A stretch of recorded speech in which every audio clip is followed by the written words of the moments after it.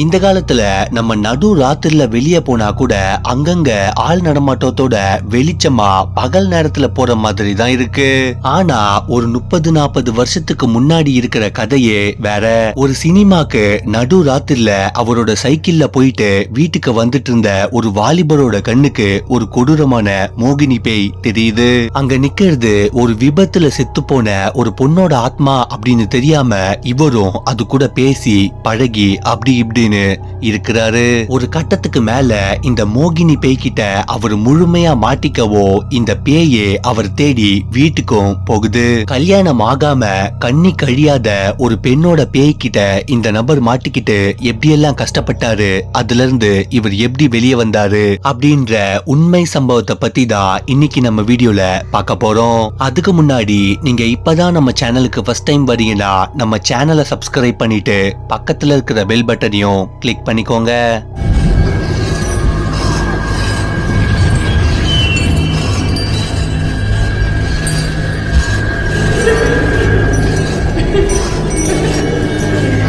இந்த ஒரு சம்பவம் கிட்டத்தட்ட ஒரு 40 வருஷத்துக்கு முன்னாடி 1990ல திருநெல்வேலியில இருக்கிற சூடு உயர்ந்தான் விலை அப்படின்ற ஒரு சின்ன கிராமத்துல பாஸ்கர்ன்ற ஒரு நபருக்கு தான் நடந்த உண்மையான அமானுஷ்ய சம்பவம் தான் இது.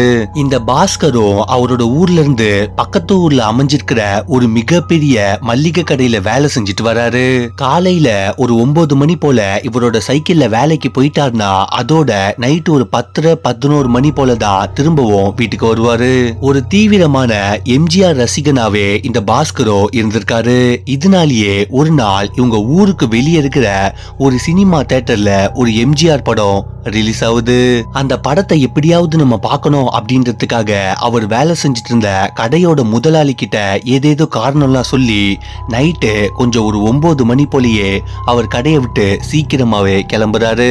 இந்த பாஸ்கர் ஆசைப்பட்ட மாதிரியே நைட்டு ஒரு 10 மணி போல அவங்க ஊர்ல இருக்கிற சினிமா தியேட்டருக்கும் போயிட்டு அந்த படத்தையும் பார்த்து முடிக்கிறாரு. அதுக்கப்புறமா மணியும் ஒரு 1:30 மணி போல காட்டவும் சரி ரொம்பவே லேட் ஆயிடுச்சு, நம்ம சீக்கிரமா வீட்டுக்கு போகணும் அப்படின்றதுக்காக அவரோட சைக்கிள்ல ரொம்பவே வேகமா கிளம்புறாரு. இந்த காலத்துல வேணா சின்ன சின்ன கிராமங்கள்ல கூட தெருவிளக்கு எல்லாம் போட்டு ரொம்பவே வெளிச்சமா தான் இருக்கு. ஆனா ஒரு 30 வருஷத்துக்கு முன்னாடி அப்படி எல்லாம் கிடையாது. ஏதாவது ஒரு இடத்துல தான் சின்னதா குண்டு பல்பு மாதிரி தொங்கும். அதுவும் ஊருக்கு உள்ளதான் இந்த மாதிரியான விளக்குகள்லாம் எரியுமே தவிர ஊருக்கு வெளியே எந்த ஒரு வெளிச்சமும் சுத்தமா இருக்காது. பல சமயங்கள்ல இந்த மாதிரியான இருட்டுல இவர் சைக்கிள் ஓட்டிட்டு போனதுனால எந்த ஒரு பயமுமே இல்லாம தான் இந்த பாஸ்கரோ அந்த வழியா பயணம் செய்ய ஆரம்பிக்கிறாரு. ஒரு குறிப்பிட்ட தூரத்துல இவர் பயணம் செஞ்சிட்டு இருக்கவோ திடீர்னு இவர் வந்துட்டு இருந்த சைக்கிள்ல ஏதோ ஒரு ஆணி குத்துன மாதிரி பஞ்சர் ஆகுது. ஆள் நடமாட்டமே இல்லாத ஒரு ரோட்ல நடு சாமத்துல இவரோட சைக்கிள் பஞ்சராகி நிக்கவோ திடீர்னு பாஸ்கரோட மனசுக்குள்ள ஒரு விதமான பயமும் உருவாக ஆரம்பிக்குது. அப்போ இவர் போய்கிட்டு இருக்கிற வழிக்கு கொஞ்சம் முன்னாடி ஏதோ ஒரு உருவம் இவரோட கண்ணுக்கு தெரியவோ நம்மள மாதிரி அங்க ஒருத்தர் நடந்து போறாரு, அவர் கூடயே நடந்து போனா நமக்கும் கொஞ்சம் தைரியமா இருக்கும் அப்படின்னு சொல்லி பாஸ்கரோ அந்த பஞ்சரான சைக்கிளோட வேகமா அந்த உருவத்துக்கிட்ட போறாரு. கிட்ட போக போகதான் அங்க நடந்து போய்கிட்டு இருக்கிறது ஒரு ஆம்பளை கிடையாது, ஒரு வயசு பொண்ணு அப்படின்றதும் இந்த பாஸ்கருக்கு தெரியுது. அதே சமயம் நடு ராத்திரில இந்த பொண்ணு இந்த இடத்துல எதுக்காக நடந்து போயிட்டு இருக்கா அப்படின்ற குழப்பமும் இவரோட மனசுக்குள்ள உருவாகுது. அதுக்கப்புறமா இந்த பாஸ்கரும் சரி இந்த வயசு பொண்ணு கிட்ட நம்ம பேசினா ஏதாவது தப்பா நினைச்சுப்பாங்க அப்படின்னு சொல்லி இந்த ரோட்டோட மறு முனையில கொஞ்சமா ஒதுங்கி நடக்க ஆரம்பிக்கிறாரு. அப்போ அங்க இருந்த இந்த பொண்ணோட வடிவத்துல இருந்தது அவர்கிட்ட பேச ஆரம்பிக்குது. எனக்கு கொஞ்சம் பயமா இருக்கு, நான் ரொம்ப நேரமா இந்த வழியா தனியாவே நடந்து போயிட்டு இருக்கேன், என் கூட நீங்க கொஞ்சம் வர முடியுமா அப்படின்னு இந்த உருவமும் பாஸ்கர் கிட்ட பேச ஆரம்பிக்கவும் திரும்பவும் இவரும் அது கிட்ட பேசுறாரு. எந்த பிரச்சனையும் இல்ல, நம்ம 2 பேரும் ஒன்னாவே நடந்து போலாம், ஆனா நீங்க எந்த ஊரு, உங்களை முன்ன பின்ன இந்த இடத்துல பார்த்ததே இல்லையே, எதுக்காக இப்போ இங்க நடந்து போயிட்டு இருக்கீங்க அப்படி இப்படின்னு பாஸ்கரும் தொடர்ச்சியா அந்த உருவத்துக்கிட்ட கேள்வி கேட்கிறாரு. நானு எங்க அப்பா அம்மா மொத்தம் மொத்தம் 3 பேரு படம் பார்த்துட்டு வந்துட்டு இருந்தோம். எங்க அப்பா அம்மாவை கூட்டிட்டு சைக்கிள்ல வீட்டுக்கு விட்டுட்டு திரும்பவும் வரேன் அப்படின்னு சொல்லிட்டு போயிருக்காரு. அதனாலதான் நான் இந்த இடத்துல நடந்து போயிட்டு இருக்கேன் அப்படின்னு இந்த உருவமும் பாஸ்கர் கிட்ட சொல்லுது. நம்ம கூட நின்னுட்டு இருக்கிறது ரொம்பவே கொடூரமா செத்து போன ஒரு பொண்ணோட மோகினி ஆத்மா அப்படின்னு தெரியாம இந்த பாஸ்கரும் அதுகிட்ட பேசிக்கிட்டே போயிட்டு இருக்காரு. கொஞ்சம் கொஞ்சமா இவங்க பேசிக்கிட்டே நடந்து போக போக இந்த பேச்சும் அடுத்த கட்டத்துக்கு போகுது. இந்த பாஸ்கரும் அந்த பேயை பார்த்து நீங்க இன்னும் கல்யாணம் பண்ணலையா அப்படி இப்படின்னு கேட்கவோ இந்த பேயும் அது எல்லாத்துக்குமே நான் இன்னும் கல்யாணம் பண்ணல, கல்யாணம் பண்ணணும், உங்கள மாதிரி ஒரு அழகான பையனை தான் நானும் கல்யாணம் பண்ண போறேன் அப்படின்னு இந்த பேயோ பாஸ்கரை ஒரு மாதிரி மயக்கிற மாதிரியே பேசுது. அதுக்கப்புறமா இவங்க இப்படி நடந்து போய்கிட்டே இருக்க சொல்லதான் இந்த சாலையில இருந்து கொஞ்ச தூரத்துல ஒரு மாதிரி பாலடைஞ்ச பழைய தீப்பெட்டி ஃபேக்டரி மாதிரி ஒரு இடம் இருக்கு. அந்த இடத்துக்குள்ள இந்த பாஸ்கரை இந்த மோகினி பேயோ வா உள்ள போலாம் அப்படின்னு கூப்பிடுது. உடனே இந்த பாஸ்கரோட மனசுக்குள்ளேயும் பல வருஷத்துக்கு முன்னாடி அந்த ஃபேக்டரிக்குள்ள 2-3 பேர் ரொம்பவே கொடூரமான முறையில ஒரு ஆக்சிடென்ட்ல செத்து போயிட்டாங்க. அந்த இடத்துக்குள்ள நம்ம போக கூடாது அப்படின்னு நினைச்சுக்கிட்டே இருக்க சொல்ல இந்த பேயோ மறுபடியும் பாஸ்கரை கூப்பிட்டுக்கிட்டே இருக்கு. ஒரு பொண்ணு நம்மள இவ்ளோ தைரியமா அந்த இடத்துக்குள்ள கூப்பிடும்போது நம்ம பயந்தா அது நல்லா இருக்காது அப்படின்னு சொல்லிட்டு இந்த பேய் கூடயே பாஸ்கரோ அதுக்குள்ள போறாரு. கொஞ்ச நேரம் கழிச்சு இந்த மோகினி பேயோ பாஸ்கரை பார்த்து நம்ம இந்த இடத்துக்கு வந்து ரொம்ப நேரம் ஆயிடுச்சு, எங்க அப்பா இப்ப ஆப்போசிட்ல வருவாரு, நான் அவர் கூட போகணும் அப்படின்னு சொல்லி அந்த இடத்துல இருந்து வேகமா வெளியே ஓடி வருது. இவரும் அதுக்கு பின்னாடி ஓடி வந்தாலும் ஒரு குறிப்பிட்ட நேரத்துக்கு அப்புறமா சடனா இந்த பேயோட உருவம் அவருக்கு முன்னாடி இருந்து மறையுது. சரி நமக்கும் ரொம்ப லேட் ஆயிடுச்சு, நம்மளும் சீக்கிரமா வீட்டுக்கு போகணும் அப்படின்னு சொல்லிட்டு அந்த பஞ்சரான சைக்கிள் எடுத்துட்டு ரொம்பவே வேகமா வீட்டுக்கும் போய் சேர்றாரு. நைட்டு ஒரு 2 மணி போல இவர் வீட்டுக்கு வரவோ இவங்க அம்மாவோ என்னடா இவ்வளவு லேட் ஆயிடுச்சே அப்படின்னு கேக்குறாங்க. உடனே பாஸ்கரோ நான் சினிமாக்கு போயிட்டு வந்தம்மா அதனாலதான் லேட் ஆயிடுச்சு அப்படின்னு சொல்லிக்கிட்டு இவரு வீட்டுக்குள்ள நுழையிறாரு. அப்போ இவங்க அம்மாக்கு ஒரு விதமான கெட்ட வாசனை இவர் மேல இருந்து அடிக்கிற மாதிரி தெரியவோ இவங்க அம்மாவோ முதல்ல போய் குளிச்சுட்டு வீட்டுக்குள்ள வா அப்படின்னு சொல்லி பாஸ்கரையோ அனுப்பி வைக்கிறாங்க. அடுத்த நாள் காலையில இந்த பாஸ்கரும் வழக்கம் போல வேலைக்கு கிளம்பி போகவோ இவர் வேலையில இருக்கும் போதெல்லாம் நேத்து நைட்டு நம்ம அந்த பொண்ணை பார்த்தோமே அதே மாதிரி இன்னைக்கு அவன் வருவாளா, அவ கூட நம்ம சந்தோஷமா இருக்கலாமா அப்படின்றதுக்கு எண்ணம் மட்டும் மாறி மாறி ஓடிக்கிட்டே இருக்கு. அன்னைக்கு நைட்டு இவரோட வேலையெல்லாம் முடிச்சிட்டு கரெக்டா ஒரு 10:30 மணி போல இவர் எந்த இடத்துல அந்த பேயோட ஆத்மாவை பார்த்தாரோ அதே இடத்துக்கு போய் வெயிட் பண்ண ஆரம்பிக்கிறாரு. ரொம்ப நேரம் ஆகியும் அந்த இடத்துல யாரையுமே காணோம். சரி இன்னைக்கு அவ வரமாட்டா போல அப்படின்னு நினைச்சுக்கிட்டு பாஸ்கரோ அங்க இருந்து கிளம்புறாரு. கொஞ்சம் கொஞ்சமா நாட்களோ நகர ஆரம்பிக்குது. இந்த சம்பவம் எல்லாம் நடந்து ஒரு 10 நாளைக்கு மேல ஆகவோ ஒரு நாள் நைட்டு இவரோட வேலையெல்லாம் முடிச்சிட்டு கிளம்புறதுக்கே 12:30 இருந்து 1 மணி கிட்ட ஆயிடுது. அதுக்கப்புறமா சைக்கிள்ல இவர் அந்த வழியா போய்கிட்டு இருக்க சொல்ல அந்த தீப்பெட்டி தொழிற்சாலைக்கு பக்கத்திலேயே இந்த மோகினி பேய் நிக்கிற மாதிரி பாஸ்கருக்கு மறுபடியும் தெரியுது. அத பார்த்ததோ உடனே சைக்கிளை நிறுத்திட்டு அந்த மோகினி கிட்ட போய் என்னாச்சு உனக்கு, எதுக்காக இத்தனை நாள் என்ன பார்க்க வரல அப்படி இப்படின்னு பேச ஆரம்பிக்கிறாரு. உடனே இந்த பேயும் நீ எனக்காக 11 மணி வரைக்கும் வெயிட் பண்ற எல்லாமே எனக்கு தெரியும், ஆனா எங்க அப்பா அம்மா தூங்கறதுக்கே ரொம்பவே லேட் ஆயிடுது, என்னால ஒரு 1 மணி போலதான் வெளியவே வர முடியும் அப்படின்னு இந்த பேயோ பாஸ்கர் கிட்ட சொல்லுது.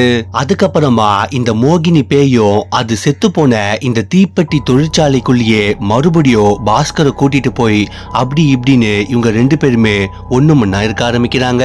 1 மணிக்கு மேல போனா மட்டும்தான் இவளை நம்மளால சந்திக்க முடியும் அப்படின்னு இந்த பாஸ்கரோ வேணும்னு கடையில இருந்து லேட்டாவே கிளம்ப ஆரம்பிக்கிறாரு.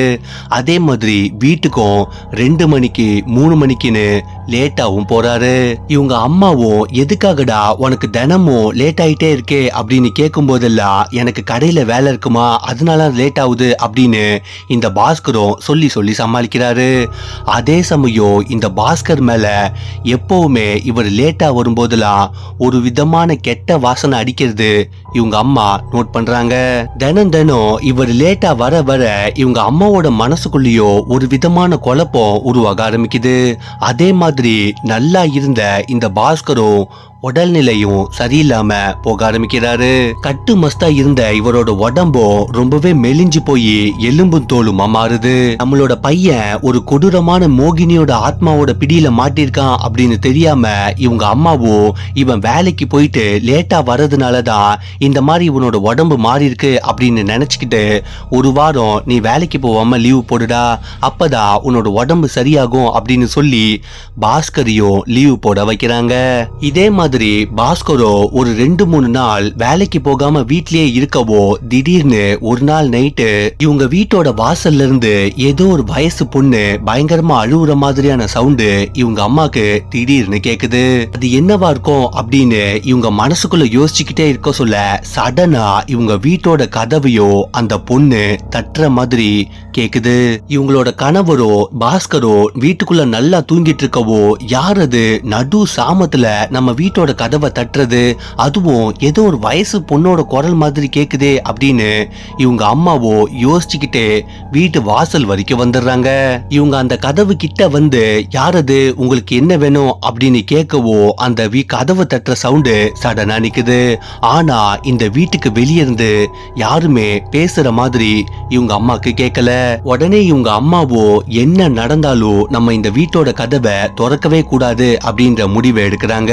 அதுக்கப்புறமா பொறுமையா அவங்க வீட்டோட ஜன்னலை கொஞ்சமா ஓபன் பண்ணி அந்த வாசலை பார்க்க சொல்ல இவங்க வீட்டோட திண்ணையில வெள்ளையா ஒரு மாதிரி புடவை கட்டின மாதிரி முடியெல்லாம் விரிச்சு போட்டுட்டு ஒரு பொண்ணோட உருவம் உட்கார்ந்து இருக்கிறது இவங்க அம்மாவோட கண்ணுக்கு தெளிவா தெரியுது. நம்ம வீட்டோட வாசல்ல ஏதோ ஒரு அமானுஷம் தான் உட்கார்ந்துருக்கு அப்படின்றதையும் இவங்க புரிஞ்சுக்கிறாங்க. அடுத்த நாள் காலையில இவங்க அம்மா இவங்களுக்கு நடந்த எல்லாத்தையுமே இவங்களோட கணவர்கிட்டயோ பாஸ்கர் கிட்டயோ ஒண்ணு விடாம சொல்றாங்க. இது எல்லாத்தையும் கேட்டதும் பாஸ்கரோட மனசுக்குள்ளேயும் ஒருவேளை அந்த பொண்ணுதான் நம்மள தேடி வீடு வரைக்கும் வந்திருப்பாளா, அப்படி வந்திருந்தாலும் நம்ம வீட்டோட திண்ணையில வேற ஒண்ணு உட்கார்ந்து இருக்கிற மாதிரி ஒரு மாதிரி பயத்தோட நம்ம அம்மா சொல்றாங்க அப்படின்ற குழப்பமும் உருவாகுது.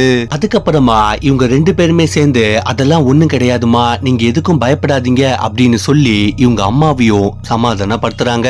இது எல்லாம் நடந்து ஒரு 2-3 நாள் கழிச்சு பாஸ்கருக்கும் பழைய மாதிரி உடம்பு கொஞ்சம் சரியாகுது.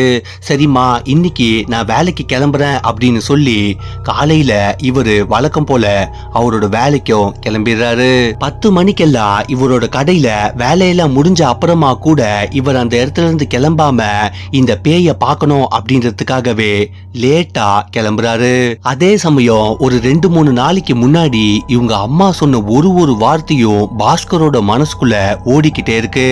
சரி அப்படின்னு சொல்லிட்டு இவர் அந்த தீப்பெட்டி தொழிற்சாலைக்கு முன்னாடியே இவரோட சைக்கிளை நிறுத்திட்டு ஒரு திண்டு மாதிரியான இடத்துல மறைஞ்சு நின்னு அந்த பேயோட உருவத்தை பாக்குறாரு. இந்த மோகினி ஆத்மாவோ 1 மணில இருந்து அந்த ரோட்டுக்கு பக்கத்திலேயே பாஸ்கருக்காக வெயிட் பண்ணிக்கிட்டே இருக்கு. இவரும் ஒரு திண்டுக்கு பின்னாடி அதை பார்த்துக்கிட்டே இருக்க சொல்ல திடீர்னு அது ரோட்டுக்கு நடுவுலயே ஒரு மாதிரி சப்பலங்கால் போட்ட மாதிரி உக்காந்து அழுகுற மாதிரியும் தெரியுது. பயங்கரமா கதறி கதறி அழுதுட்டு சடனா அந்த உருவமும் எந்திரிச்சு இந்த தீப்பெட்டி தொழிற்சாலைக்குள்ளேயே ஓடி போய் அந்த இடத்துல இருந்து மறையுது. இது எல்லாத்தையும் பார்த்த அப்புறமா தான் பாஸ்கருக்கு இத்தனை நாளா நம்ம ஒரு நைட்டோ இந்த ஆத்மாவை பார்க்கறதுக்காக தான் வந்திருக்கோம் அப்படின்ற விஷயமும் புரியுது. கொஞ்சம் கூட சத்தம் போடாம திரும்பவும் பாஸ்கர் அவரோட கடைக்கு திரும்பி போயிடுறாரு.